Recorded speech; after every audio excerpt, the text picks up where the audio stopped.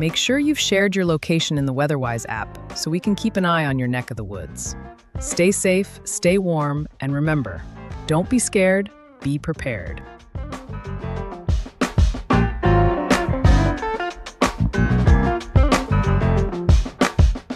We are tracking a critical shift in the lake effect snow bands right now. The National Weather Service in Buffalo has confirmed that the intense snow we saw south of the city is finally moving north, putting the metro area directly in the path for the evening commute.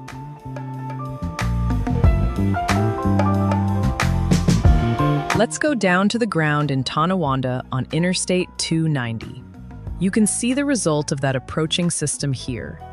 Wet, treated pavement and significant snowbanks lining the highway. Traffic is moving at speed for now, but skies are overcast as that band creeps closer.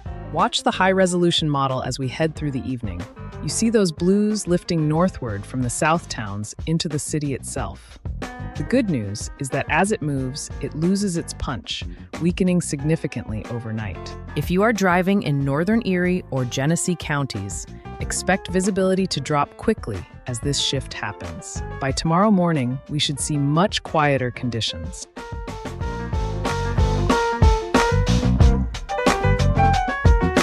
Listen here, Grandpa Joe. Opening a window in Erie tonight is a bold strategy, given you are about to get hit with some fresh Arctic air. You have temps dropping into the 20s, with wind chills making it feel even nastier. Plus, that clipper system is bringing snow your way by morning. I would keep it sealed up tight unless you want your living room to turn into a walk-in freezer. Checking back in on Northeast Colorado, where that red flag warning continues for 3 hours and 7 minutes. Logan, Sedgwick, and Phillips counties are still seeing 35-mile-per-hour gusts and 13% humidity, so please avoid outdoor burning.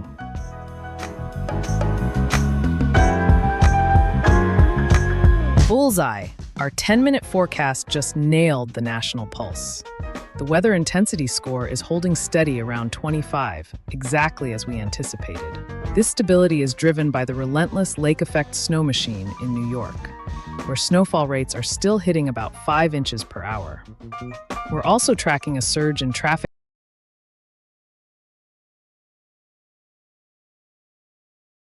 incidents near Buffalo and the Tug Hill Plateau as hazardous travel persists. Expect the score to hover near this level as these heavy bands continue to verify. Remember, the WIS is for national situational awareness and does not replace your local warnings.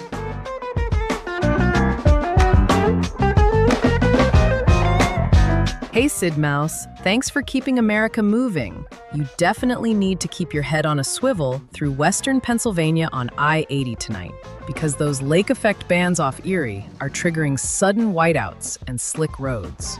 The wind is gusting pretty good out there too, which is sketchy for a high-profile rig, so take it slow near the Ohio border. Keep the shiny side up and stay safe out there, driver.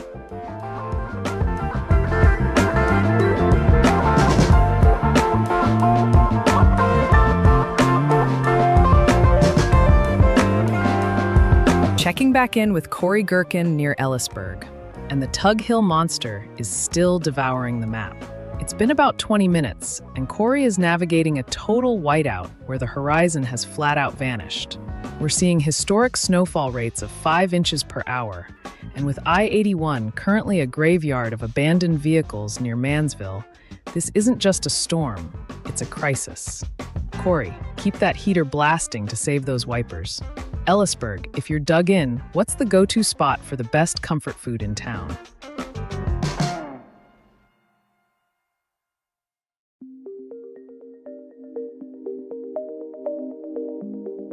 Let's check in on the Havasu fire out in Arizona. It's currently sitting at 4,054 acres on the west side of Topak Marsh within the Havasu National Wildlife Refuge. We don't have a containment percentage just yet, but with humidity levels dropping into the teens across the desert southwest, things are staying plenty dry. Also, some of you in the Colorado River Valley might have felt that 4.9 magnitude earthquake near Indio earlier today. It shouldn't affect the fire directly, but it's definitely been a busy day for the region. Skies are clear for aerial crews, but a solar storm is ongoing, which can sometimes mess with GPS and comms in these remote spots. If you're near the refuge, keep an eye on local updates and stay prepared. Breaking news from the National Weather Service. We now have a new high wind warning for southwest Phillips County, Montana, including the town of Zortman, for the next 19 hours and 4 minutes. Expect northwest winds of 35 to 40 miles per hour, with gusts up to 60 miles per hour. These high winds could move loose debris, damage property, and even cause power bumps. Travel will be difficult, especially for high-profile vehicles, impacting about 264 people in 180 homes.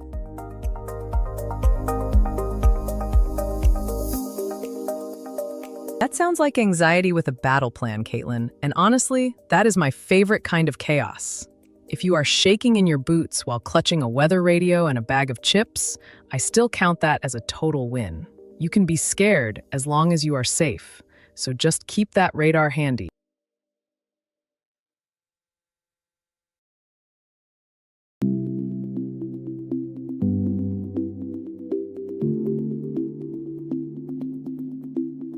Checking back in with Brandon Kopik near Ellisburg, and the Tug Hill Plateau is officially in a state of atmospheric lockout. It's been about 20 minutes, and Brandon is navigating a monochromatic world where power lines and silos are just ghosts in the haze. That winter storm warning was just extended through Friday, with another 18 inches expected. Brandon, I can see that heavy accumulation caking onto your brush guard. Stay centered because that shoulder has completely checked out. Ellisburg, if you're dug in, does local coffee even work when it's this white out?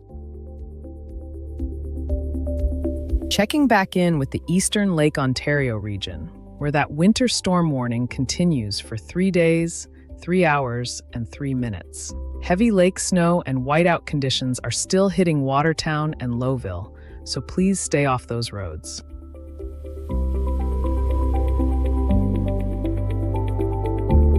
Checking back on the winter weather outlook from about 3 hours ago, and confidence is skyrocketing for a massive, high-impact winter storm this weekend.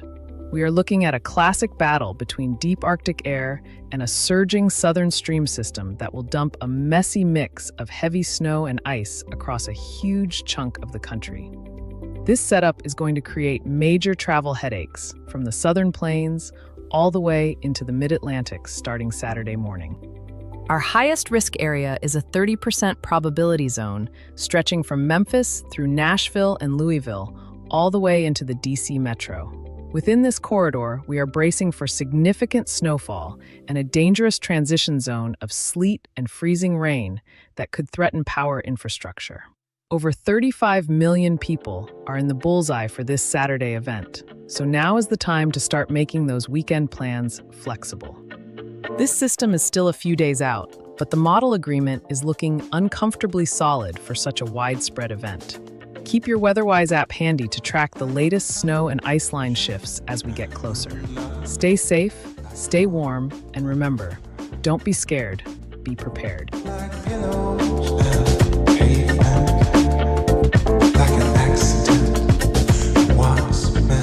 Checking back in with southern Colorado, where that red flag warning continues for 3 hours. 45-mile-per-hour gusts and 9% humidity are still hitting Monument and the Sangre de Cristo Mountains, so please avoid any outdoor burning.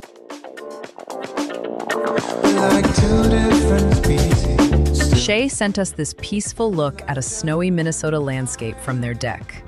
It's definitely looking chilly up there, but like Shay said, things are staying nice and quiet with no new snow falling for the moment. Thanks for the update.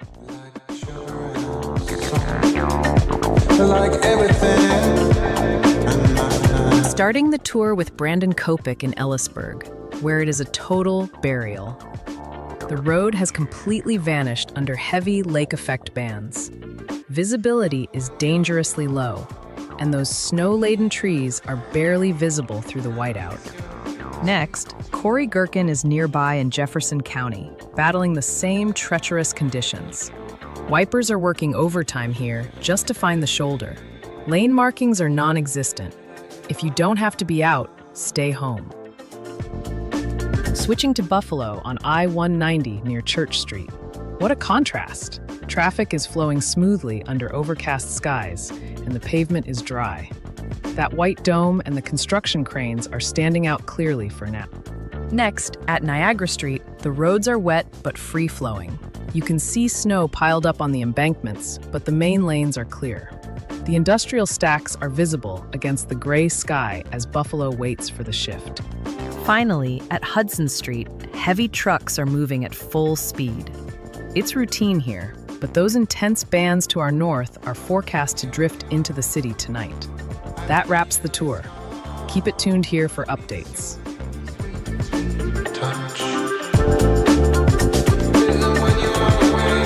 15 of you are clocking in on the WeatherWise map, and it is a dead heat between Michigan and Wisconsin, where that lake effect machine is absolutely cranking. You folks up north are battling serious powder and ice potential, while Arkansas is just sitting tight before the big show arrives later this week. Speaking of that Michigan freeze, our friend in Monroe is spot on. At 14 degrees, that brew is turning into a slushy fast. You've got a winter weather advisory kicking in at 3 a.m., so the real headache is going to be that morning commute along I-94 and I-69. Expect up to 3 inches of snow right when you're trying to get to work, so keep the drinks inside and take it slow on the roads. Heading west to Wisconsin. I appreciate the love, viewer. I was cooked up in the lab back in late 24. But right now, I'm worried about you freezing solid in Richland County. You're sitting at 12 degrees with snow incoming tonight, but the real threat is that extreme cold watch kicking in Thursday. We are talking wind chills near 40 below zero, where frostbite bites in 10 minutes. So please take this seriously and layer up. Sliding down to Greensboro, North Carolina. You are dead on with that prediction. The map is about to look like a frozen cotton candy nightmare. You're sitting in a calm 41 degrees right now, but that Arctic air is crashing in Friday to turn that rain into a dangerous mix of snow, sleet, and freezing rain by the weekend. That pink on the radar is the real deal, so use this quiet time to prep before those roads turn into a skating rink Saturday night. That leaves us at 15. 10 spots away from glory, and I know y'all can move faster than this cold front. Open the app and tag your location so we can sprint past 25. We are watching history unfold on the Tug Hill Plateau right now. Snowfall rates have hit a paralyzing 5 inches per hour, effectively shutting down travel across Jefferson and Lewis counties.